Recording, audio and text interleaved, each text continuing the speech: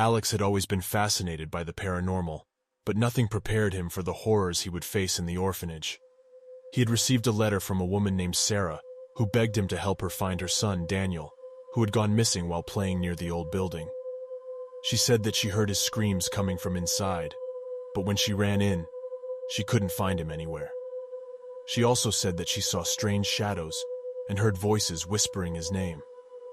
Alex gathered his team of 3. Lisa, a psychic medium, Mark, a cameraman, and Jake, a researcher. They drove to the remote village where the orphanage was located and met Sarah at the entrance. She looked pale and terrified and clutched a photo of Daniel in her hand. "Please, you have to find him," she sobbed. "He's all I have left." Alex nodded and tried to comfort her. He asked her to wait outside while they went in. He gave her a walkie-talkie and told her to contact them if she saw or heard anything.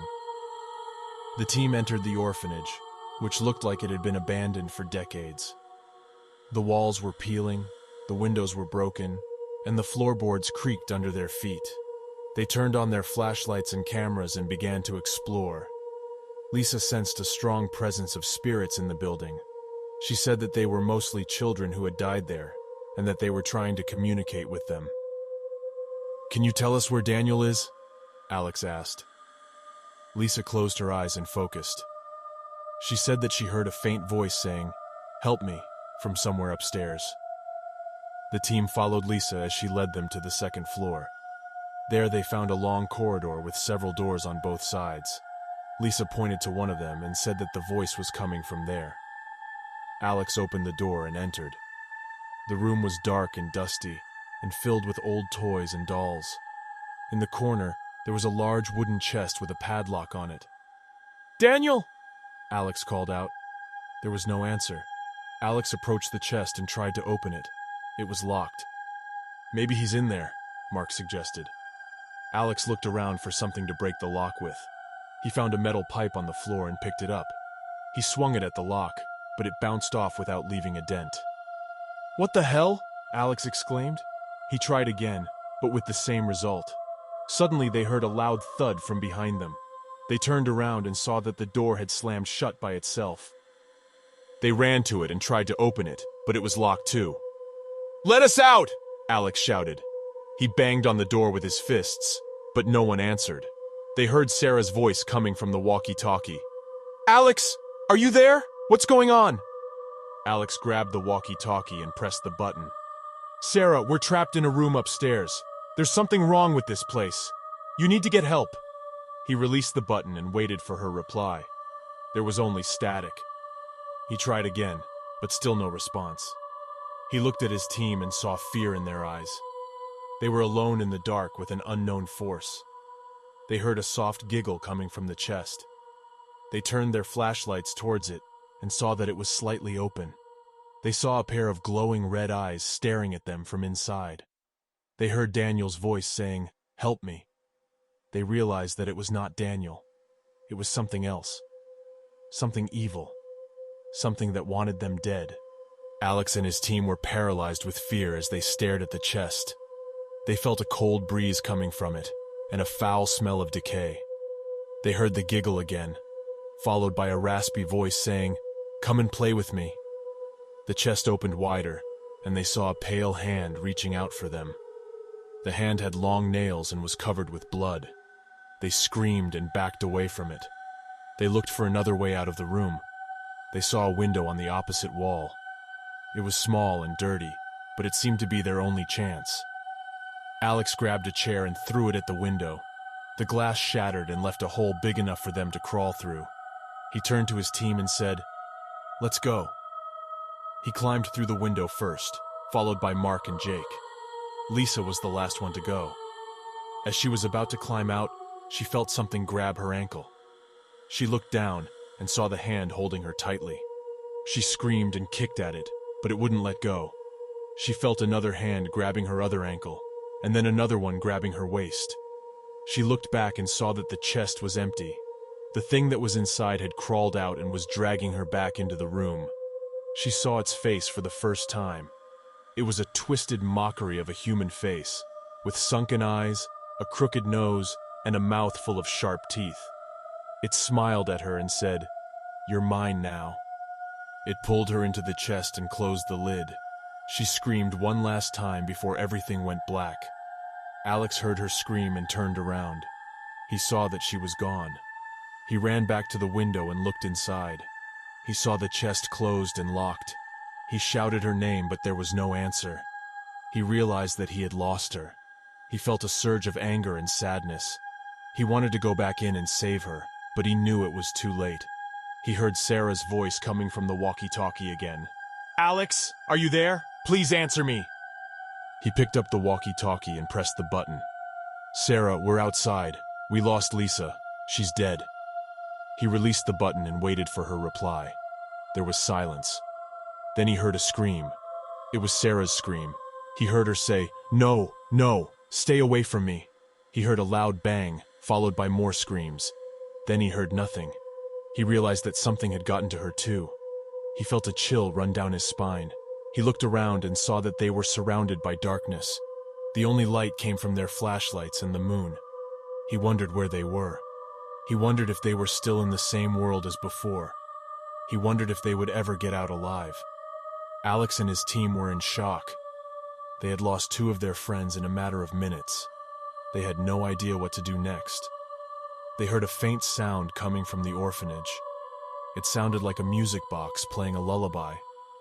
They followed the sound and found themselves in front of another door. The door had a sign that said, "Nursery." Alex opened the door and entered. The room was bright and colorful, unlike the rest of the building. There were cribs, toys, and paintings on the walls. He saw a music box on a table. It was playing the lullaby that they heard. He walked towards it and picked it up. He saw that it had a picture of a woman holding a baby on it. He recognized the woman as Sarah. He recognized the baby as Daniel. He realized that this was their music box. He wondered why it was here.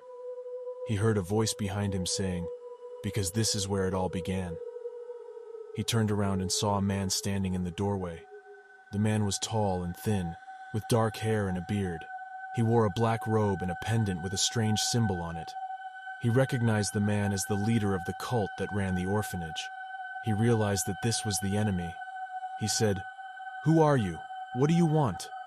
The man smiled and said, "I am Father Damien, and I want what you want, to find Daniel."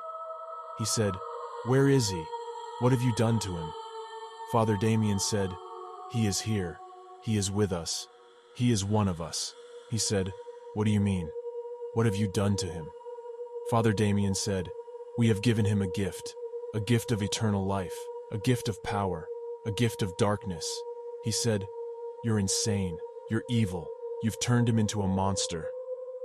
Father Damien said, "No, we've turned him into a god of our new world, a world where we will rule over the living and the dead." He said, "You're lying. You're delusional. You're doomed." Father Damien said, "No, we're enlightened. We're visionary. We're blessed." He said, "Enough. Where is he? Show me."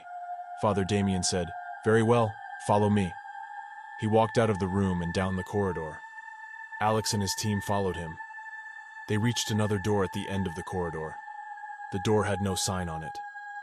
Father Damien opened the door and entered. Alex and his team followed him. They saw a large hall with an altar in the center. On the altar, there was a boy lying on a bed of roses. The boy was Daniel. He looked pale and lifeless. His eyes were closed. His chest was not moving. He was not breathing. He was dead. Alex and his team were stunned. They couldn't believe what they saw. They saw Daniel lying on the altar, dead.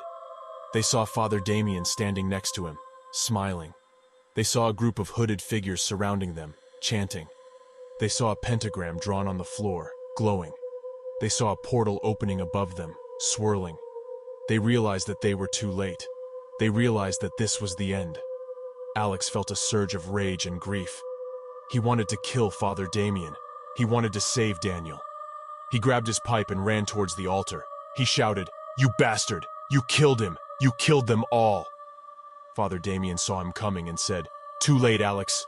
Too late. He's gone. They're gone. And soon, you'll be gone too." He raised his hand and snapped his fingers. A bolt of lightning struck Alex in the chest. He fell to the ground, dead. Mark and Jake saw what happened and screamed. They tried to run away, but they were blocked by the hooded figures. They fought back, but they were outnumbered and overpowered. They were dragged to the altar and thrown next to Alex. Father Damien said, "You're next. You're all next. You're all sacrifices for our new God. Our new God who will rise from the dead and lead us to glory." He raised his hand and snapped his fingers again. 2 bolts of lightning struck Mark and Jake in the chest. They fell to the ground, dead. Father Damien laughed and said, "It's done. It's done. The ritual is complete. The portal is open. The God is awake." He looked at Daniel and said, "Rise, my son. Rise and claim your throne." He reached out his hand and touched Daniel's forehead. Daniel's eyes opened. They were glowing red. He smiled and said, "Hello, Father." He got up from the altar and hugged Father Damien. Father Damien hugged him back and said, "Welcome, my son. Welcome to your new world." He looked at the portal and said, "Shall we go?" Daniel nodded and said, "Yes, let's go." They walked towards the portal, hand in hand. The hooded figures followed them, bowing. They entered the portal and disappeared. The portal closed behind them. The hall was silent. The orphanage was silent. The world was silent.